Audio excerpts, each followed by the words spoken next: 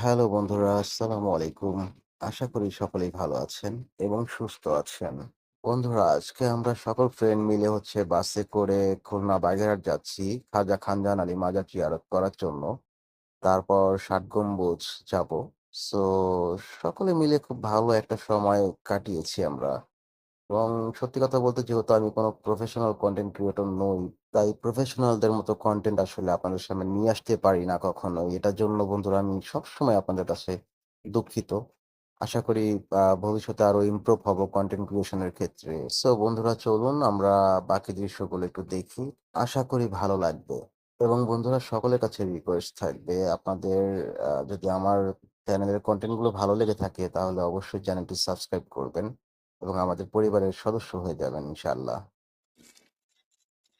So বন্ধুরা দীর্ঘ ৫.৫ ঘন্টার জার্নি শেষে আমরা অবশেষে বাগেরহাট পৌঁছে যাই এবং বাগেরহাট পৌঁছে সেখানকার ওয়েদার, আবহাওয়া খুব ভালো লাগে।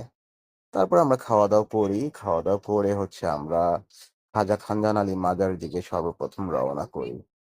রওনা করে গিয়ে অনেক কিছুই দেখি। তার মধ্যে একটা ইন্টারেস্টিং ফ্যাক্ট আপনাদেরকে এখন দেখাবো। আশা করি ভালো লাগবে। অর্থাৎ কিভাবে খাজা খানজাহান আলী মাজারের ভক্তরা মাজার জিয়ারত করে সেই দৃশ্যটা একটু দেখাবো। আশা করি ভালো লাগবে।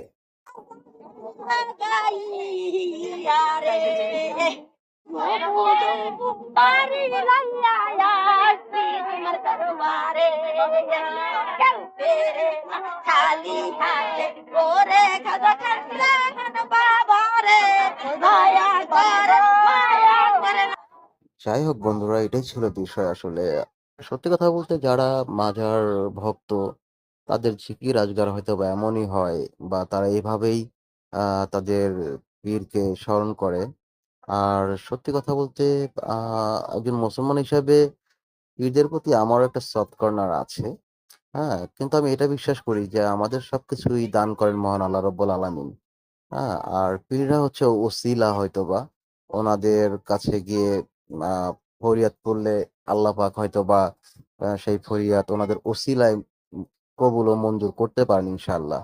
হ্যাঁ? কিন্তু একটা বিষয় হচ্ছে যে মাজারে কখনো সেজদা করা যাবে না। কারণ সেজদাটা একমাত্র মহান আল্লাহ রাব্বুল আলামিন ইনশাআল্লাহ পাবেন। আর সেই সেজদার পবিত্র জায়গাই হচ্ছে মসজিদ।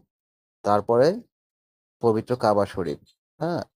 এছাড়া আর কোথাও সেজদা দেওয়ার কোনো নিয়ম আমি দেখি না বা নাই।